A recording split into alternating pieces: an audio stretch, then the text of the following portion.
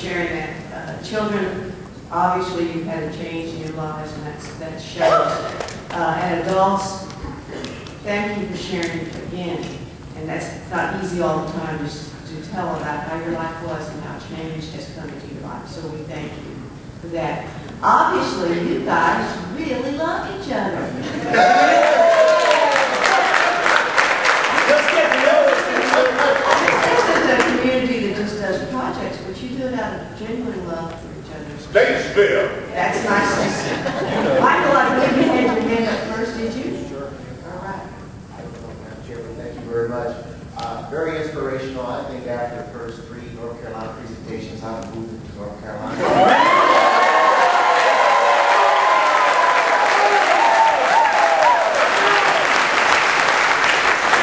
Father's side of the family comes from Southern Pine, North Carolina, and I understand where energy comes from now. Let me ask you a question. The Familiar Institute is a very inspirational story. Obviously, a lot of our states across the country are going through a change with the influx of Mexican immigrants moving into communities and a need for the process to assimilate and to educate and to bring along everyone. With the Institute itself, what is the transverse part of the process? We bring in the new folks to learn English and to learn the cultural norms. But what about the American citizens or those who are residents of Statesville? Do they come in to learn the Spanish and understand the culture of the Mexican immigrants? Yes, we have several programs to ensure that our American culture can learn from our Spanish culture. Sometimes what happens is because we don't know each other, we don't understand each other. So we have Spanish classes too, and we also have conferences around to speak about our culture, how we came here, what are the dreams, how they face the challenge of the community, so we can understand more. Thank you. Hugh, I believe you have a question. You guys, this is really one that kind of stopped me for a while, and I mean, just made me pause and think. But what I'm trying to do is align some of your statistics. 28% poverty rate in these statistics, and then under workforce distribution, almost 50% in the service industry. What's the economics behind your community? Where do people work?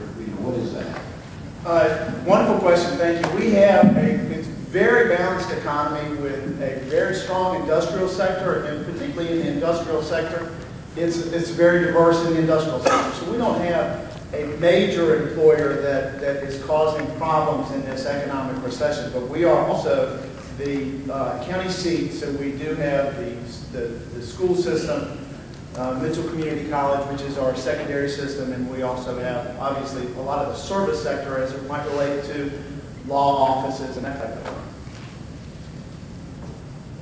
Thank you. I believe, Christine, you have a question?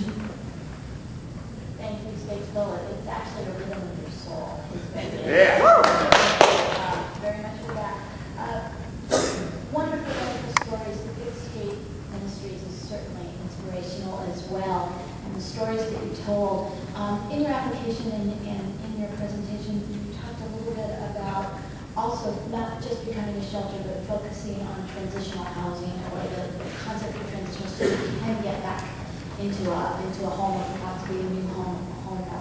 Talk a little bit about what you're seeing in transformational housing that you're working on. With the transitional housing, what we do now is have a 3 to 9 month program. Everyone that comes there doesn't need transitional housing. It might be for temporary until you get your lights back on or anything like that. But we do have a 3 to 9 month program where while you're there, you're saving money, you're working on your skills, saving money and everything to get back into your own place. Thank you. Ed, you have a question? Thank you so much for your presentation. And I really truly appreciate the authenticity of your stories and your experience in your community. So thank you for sharing that. My question is for General Lapp. Sir, you're a retired Air Force veteran, as am I. I'm a retired staff sergeant, so nice to see you, sir. I have a question for you around your experience in the Air Force. 20 years plus, I'm certain, would make you a retiree. What would compel you to come out of retirement after such a long commitment to the United States Air Force and do what you're doing in this community? I went in the Air Force in 1958, and I came out in 1994. So I've had the opportunity to travel worldwide. I've seen hardly all of this country. When I came back to Statesville, I saw the same things that I had seen in foreign countries. And I saw the conditions that this great ministry was trying to operate under. It was an old, dilapidated high school that was built back in the 1920s. And like what he said, the roof was leaking, the floor was rotting, and the ministry was having to spend money to make the repairs that they were taking away from the program. And I think the thing that really did was the tree fell on the night shelter for me. And we said, we got to do something. And so we did. And I'm very proud of Statesville. I'm very proud of the community. But not only us, with our capital campaign, but the Boys and Girls Club was running a simultaneous campaign. And we were asking the community almost $11 million. Yeah. I think are first-class facilities in our community that are not only going to serve the need for today, but for the generations to come. Thank you, sir. Hugh, I believe you have another question. You had a section of your application entitled Successes, and that involved railroads and moving trains and a lot of stuff. So, what is it about Center Street? Is Center Street where the railroad goes through there, and moving the depot? What's going on with the railroad? That's a great question. When we went to Kansas City in 1997 and were selected as an All-American City, one of our projects was the depot project. And that was very successful. And what it has done is it has lent itself to opening up Center Street. As you probably know from the application, they cut a road called Gardner-Bagwell Boulevard. It was unfortunately named for the longest serving mayor in the history of Statesville. And it divided the city into two parts and segmentalized the city. And what we've begun doing over the last 2.5 years as part of our vision, well, I guess it started in the 1990s with that, but the depot has now been acquired by the state. They're going to reestablish passenger rail, and also it's going to be a parking area for commuters from our town to Charlotte or close to Charlotte.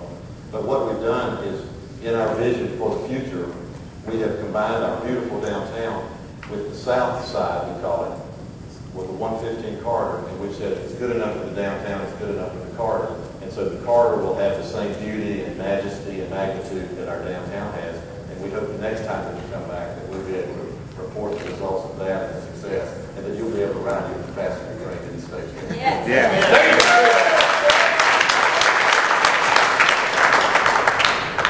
Statesville, we thank you for a wonderful story and for sharing it for us. We do get the rhythm of hope. Yes. It's not only a message for your community, but it's a message for our country. It's a message we need to continue to hear. So thank you very much. Thank you. Thank you.